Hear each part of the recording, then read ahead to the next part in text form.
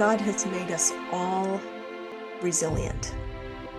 And sometimes that means you have to let go of things that you think are very important to you to find that and go through some things, some bad things. But I think at the end of the day, he makes us to be resilient and he makes us to hold on to him. And there is hope in every story, and I hope people feel that in mine. We'll talk about this and much more today. Welcome to a Writer's Day podcast.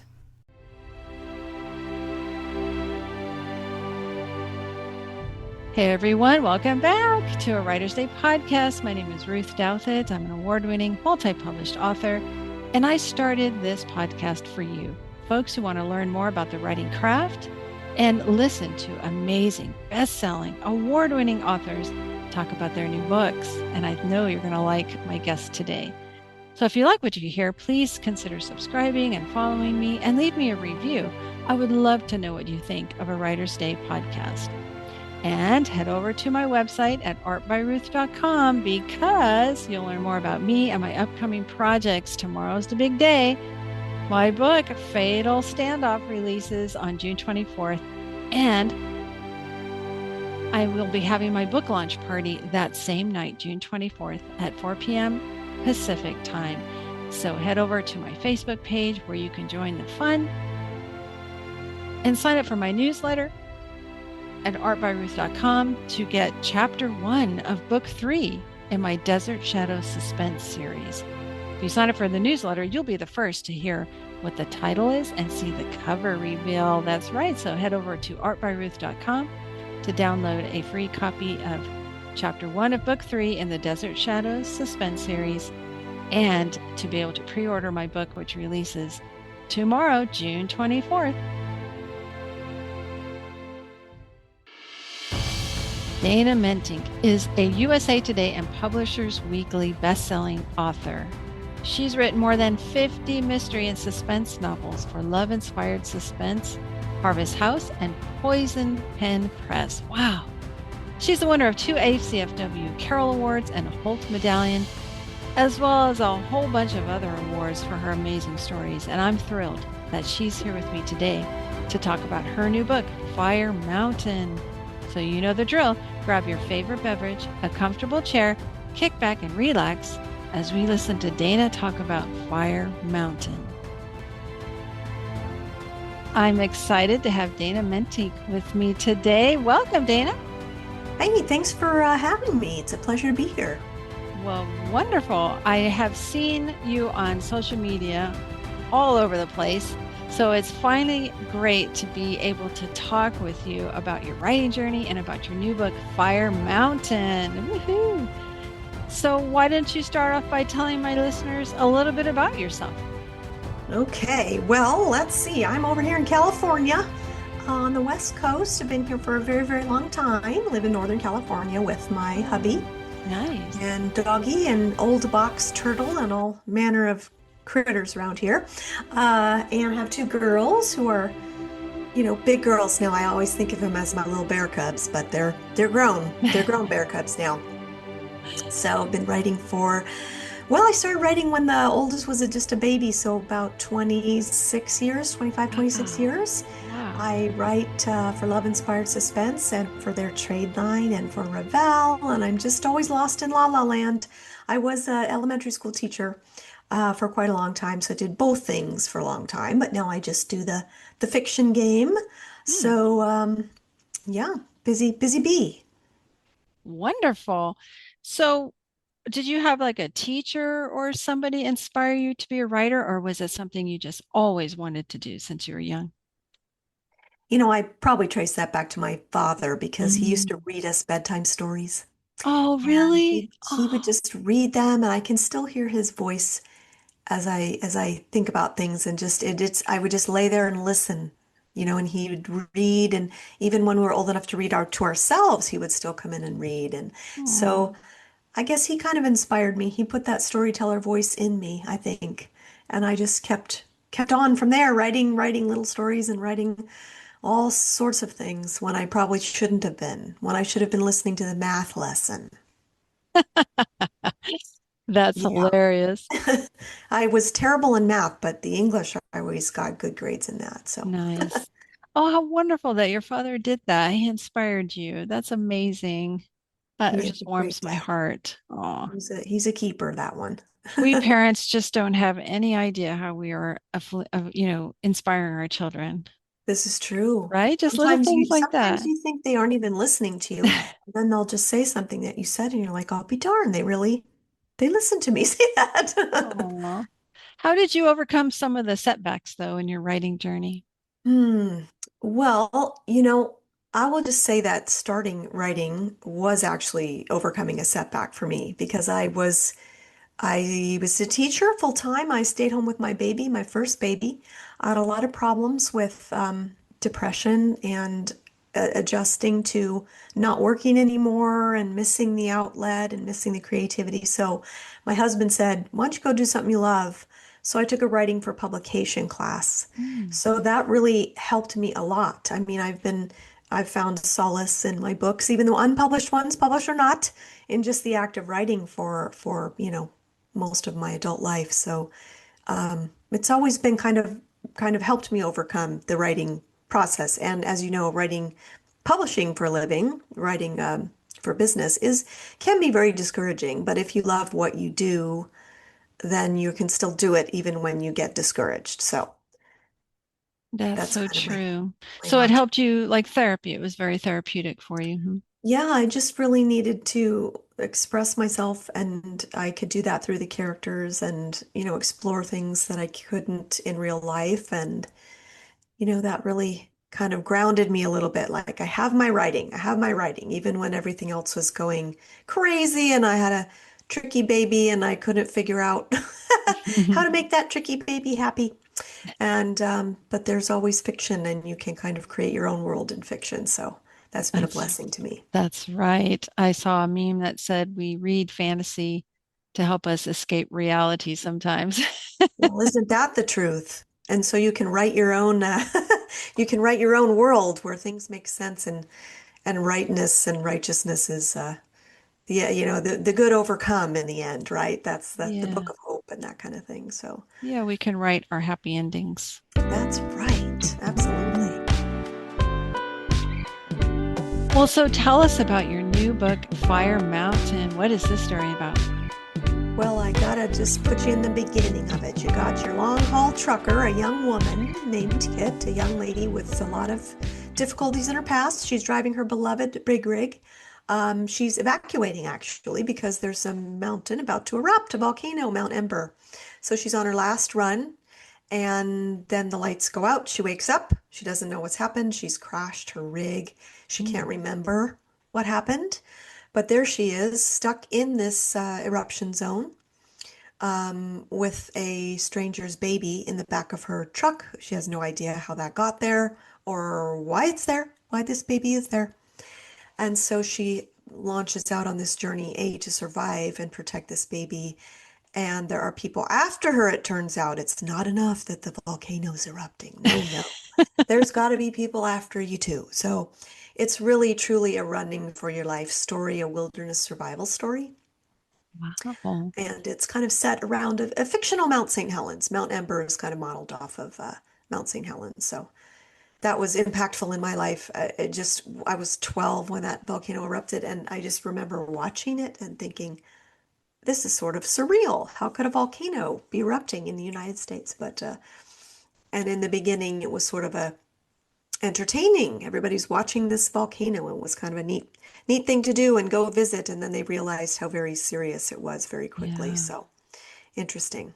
I remember that. And you're Yeah. right. We thought it was amazing. And then we started hearing about how it was totally, killing, destroying people and towns and Right. everything. Oh, and all the We just wildlife. didn't have it in our wheelhouse that volcano eruptions are terrible things. Other parts of the world, they a little more savvy about that than we are, I think. But now things Mhm. have changed, fortunately. Wow. So that was your inspiration for the eruption of Mount Ember. And then you have long haul trucker Kit. Why did you come up with that vocation for her?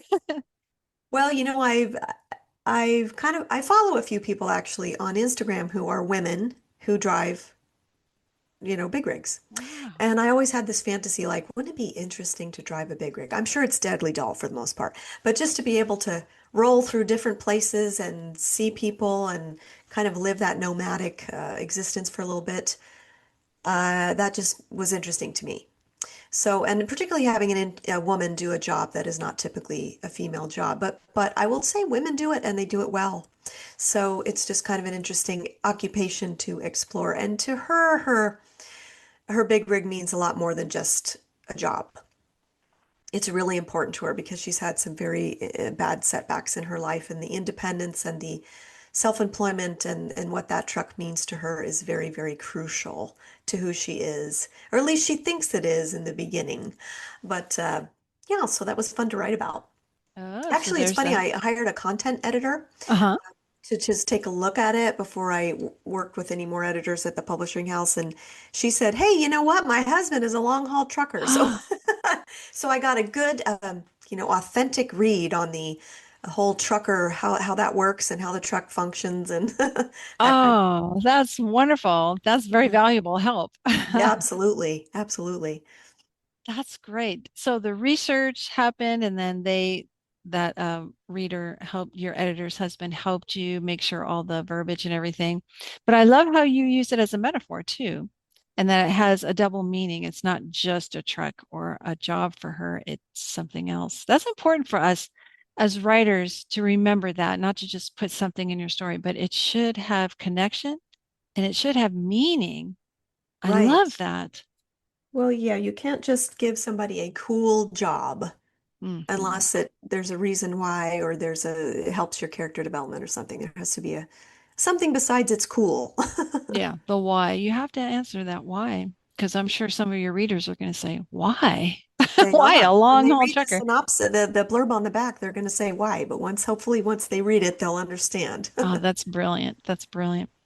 Well, now you combine like you said, the tension of a natural disaster about to happen and, a ticking time bomb. And then you also have the criminal pursuit aspect. What made you want to pair these two together?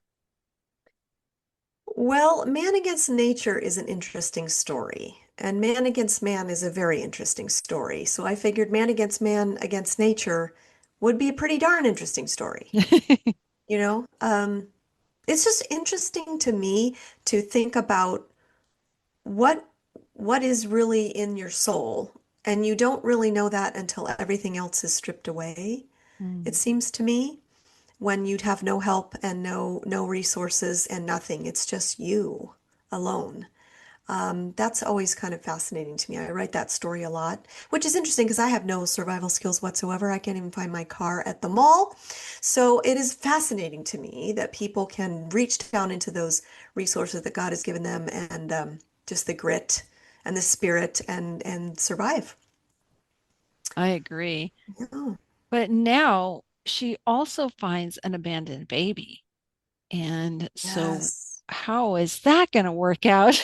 I know, right? It's actually not abandoned. I won't say any more about that, but it is placed in her truck. It Okay. is strapped in this little car seat. Oh. And the that's interesting too because your life is, vulnerable, but to have a vulnerable baby in your care is really ratcheting things up a bit. And Kit has no maternal skills. As a matter of fact, she's never had a child, and the whole motherhood thing is very anathema to her. So it's really interesting writing her kind of learn how to help this baby survive and learning things about herself and bonding with that baby ultimately. So it's almost like God has a sense of humor, right? Well, he sure does.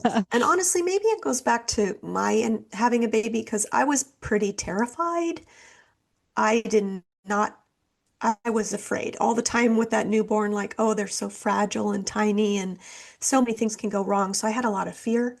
And I think, well, maybe that plays out with this poor person trying to keep this tiny, fragile baby alive with only a little duffel bag of supplies and her lack of instinct to make it work. Yeah, that's wonderful. Now, former cop Colin Landry, how does he figure into the story? Well, you gotta have your hero, right? You gotta have him. He has his own particular reasons for not evacuating when he should have. So he happens to witness her truck go off the road. And he's actually the one who discovers the baby. And he actually has a lot of maternal skills, believe it or not. So they make a good team. He's stubborn and he has a lot of difficulty in his own life that he needs to overcome and have things brought up in himself that he needs to recognize. So the two of them are very good for that in that crucible type of environment. Ah, okay. So they're going to come alongside each other and you'll have that tension, that build up as their relationship evolves, all in the setting of a mountain that's about to erupt. There you go. It's a This page sounds, turner, I yeah, hope. I was going to say, this sounds like a fun read. I'm wondering, how is this going to all work out in the end? I hope it does. I hope it does. So now you have them being pursued, though. Why did you add that extra element, that layer on top of all these other layers? Well, it's another little ticking time bomb. It has to do with, there's a larger theme in there about justice Mm, and the role of women and how they can be quite vulnerable. And so that was interesting to explore that through these pursuers. And rather, I don't want to give it away, but sure. um, they they help in the story to take a look at some bigger themes. Mm. But from the just the surface standpoint, they are another erupting volcano, so to speak. Nice. There you go. More metaphors. But the baby, though, the baby is also being used as a way to find that justice and bring out characteristic traits, right, from your two Mhm. characters. Yeah. That's Absolutely. another thing that we writers need to be able to do is find ways to bring out those traits in our characters rather than just telling people she's stubborn, show Right, us that she's exactly. stubborn. Right. Wonderful. But you also have romance in there. How was that challenging to add romance to this story that has all these suspense elements? You know what's challenging about it is the timeline, right? Because the book takes place within, let's say, 8 days, 7 to 8 days. So realistically, people are not going to fall madly in love. I don't believe people fall madly in love and have deep, long-lasting relationships built on 8 days. I think they can see each other much more clearly in an environment like that because, as I said, it's a crucible, right? Every extraneous thing is stripped away and you see the person for who they are. But even so, 7 days is not going to cement things. So you have to kind of play out a little bit past that point, how the relationship worked out, how were they able to start a very deep, meaningful relationship in those 7 days, but also be realistic about how it's going to play out in the long run. So yes, it's a challenge. It's a challenge. It's a challenge to do it in that kind of environment, but it's also interesting to do it because we spend so much time playing games, don't we, in real life? Pretending and holding on to things that aren't important and kind of fussing around about things that are little petty things that get in the way of a relationship. But those in the wilderness story, survival story, all that stuff's kind of put by the wayside. It has to be, right? With that It ticking time does. bomb. Yep. Yeah, there's no room for it. Otherwise, your primary concern is survival, and that's very illuminating of character, I think.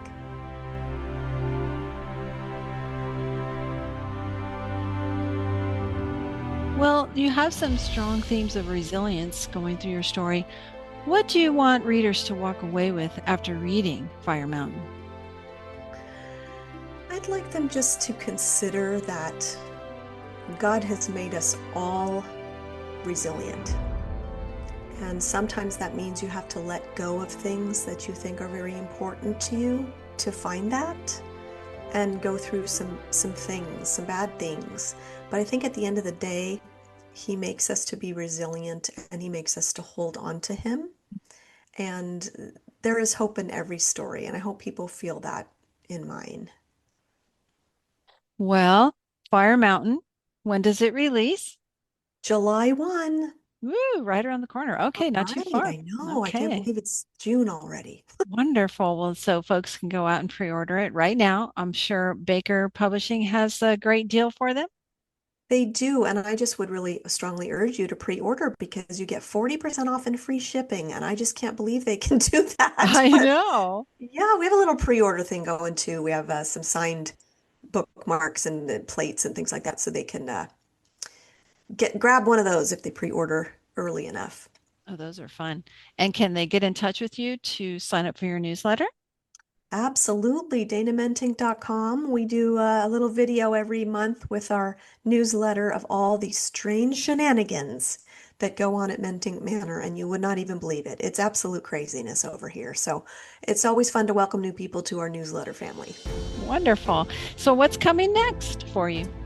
Oh boy. Well, next up is there's going to be a sequel to, I wouldn't say a sequel, a linked book with Fire Mountain, in that Gideon Cullen's brother is the hero of that story, and it is again a wilderness survival story. You know the theme here. It's about people in a town where the dam has failed, and of course there's some crime and evil doing around there, so they are also in a big precarious situation. So that's coming out, I would guess, July of 2026, I think. Okay. But Okay. don't hold me to it. We'll definitely have to do another podcast interview about that story. I'd love to. All right, so folks, you heard Fire Mountain is available for pre-order right now. It seems like Baker has the best deal, so I would go over there and sign up for Dana's newsletter so you can know more about this upcoming project that will follow Gideon, Cullen's brother, in the next story. And Dana, I know you're super busy, so I am so grateful that you took time out to join me to chat and talk about Fire Mountain. Well, I sure do appreciate the time. It's been lovely to chat with you. That was amazing to talk to Dana Mentink about her new book, Fire Mountain. Oh my goodness, it sounds incredible. You've got the mountain, the volcano about to erupt, and then the, pursuit after her by these criminals, and then a baby found in her truck. Oh my goodness, what else can happen to these two main characters? So head over to Baker Books and pre-order your copy now because it's free shipping and 40% off. And it releases July 1st, so you still have time. And I hope that you've been inspired by Dana's writing story, where she found time to write, and she used her writing as therapy to help her get over some dark moments in her life. And I'm a big proponent of that as well. Writing has helped me get over grief, and loss, and help me process through things. So I hope that you've been encouraged to use writing in that way as well. Be inspired to keep going forward on your writing journey, one step at a time. And thanks for listening. Until next time, God bless.